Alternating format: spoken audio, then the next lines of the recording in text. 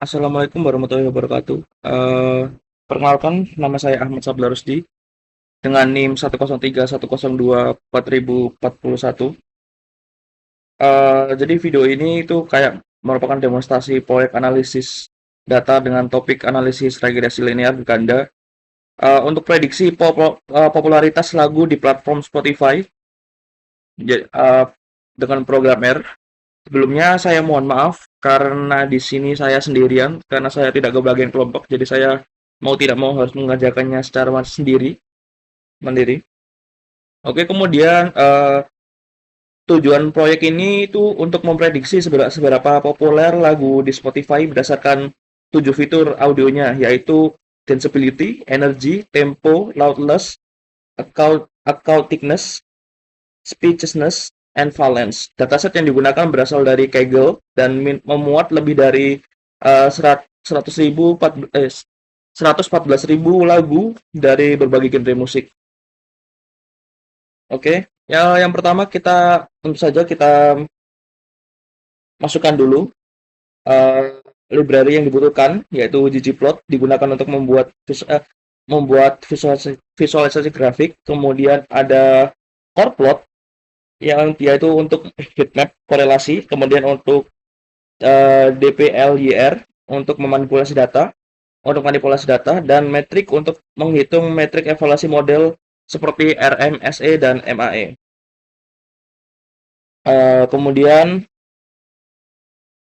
selanjutnya dataset dibaca menggunakan fungsi read CSV dari file dataset CSV yang telah diunduh dari Kaggle. Di sini R itu membaca 114.000 baris data sekaligus ke dalam variabel yang kita beri nama df gitu. Kemudian di bagian eksplorasi data kan,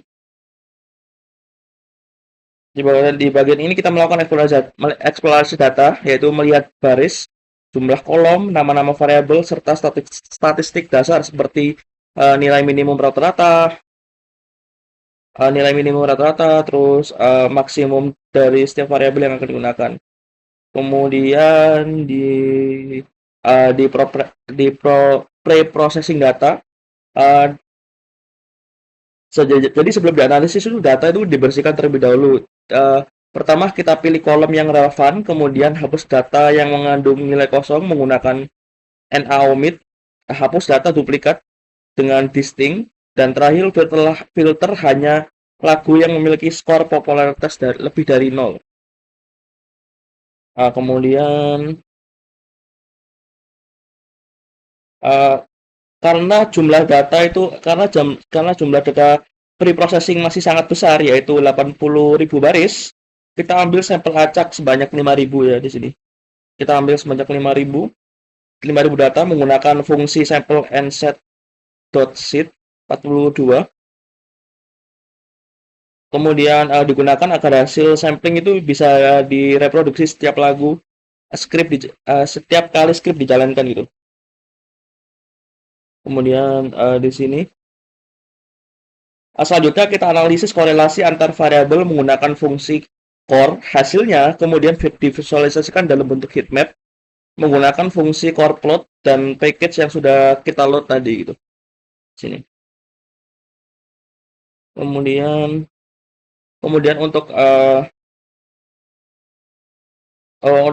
training dan testing, data itu dibagi menjadi dua, yaitu 80% atau sekitar 4.000 data digunakan untuk melatih model, dan 20% atau sekitar 1.000 data digunakan untuk menguji performa model pada data yang belum pernah dilihat sebelumnya gitu.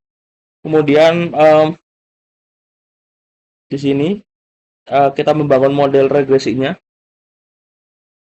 Jadi model regresi ini berganda itu dibangun menggunakan LM.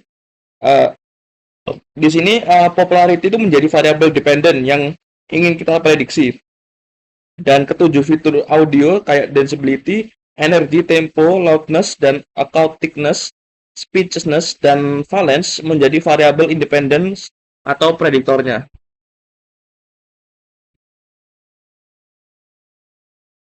Terus Jadi terus model itu kemudian dievaluasi menggunakan data testing di konsol kita. Bisa lihat nilai R-squared-nya menunjukkan seberapa besar variasi probabilitas dijalankan oleh model kita.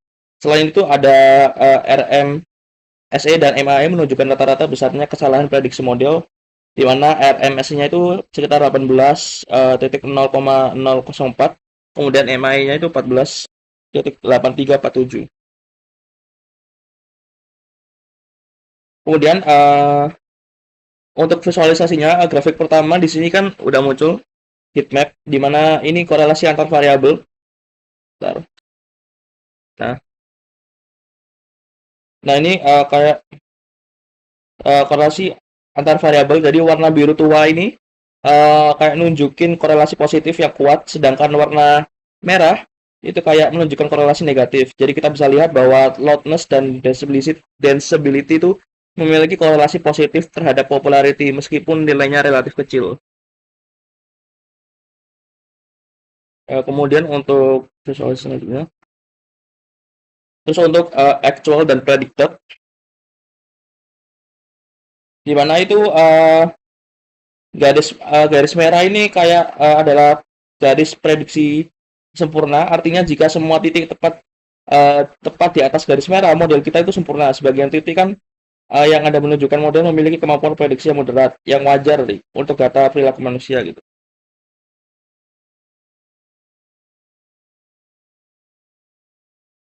Oke, kemudian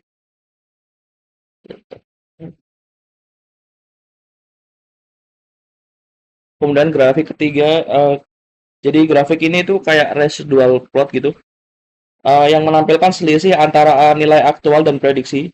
Sebagian titik yang relatif acak itu di sekitar garis nol, menunjukkan bahwa asumsi homoskedastistas pada model terpenuhi. Artinya model kita itu cukup valid secara statistik gitu.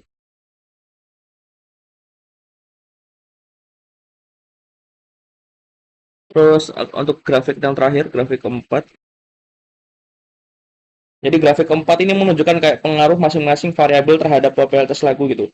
Batang warna hijau ini kayak berarti pengaruhnya positif, batang merah berarti pengaruh negatif. Dari grafik ini terlihat jelas bahwa danceability adalah prediktor positif terbesar, sedangkan energi memiliki pengaruh negatif terbesar terhadap popularitas lagu di Spotify.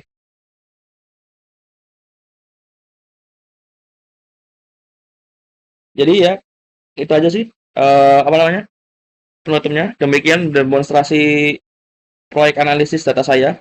Kesimpulannya sih model regresi linear berganda berhasil dibangun menggunakan R untuk prediksi popularitas lagu di Spotify.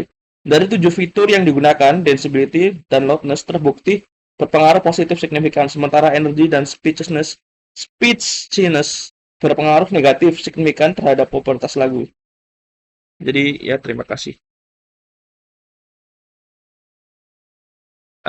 Tapi sebelum itu sekali lagi saya mohon maaf jika saya mengerjakannya secara sendiri atau mandiri, karena saya memang tidak kebagian kelompok. Terima kasih.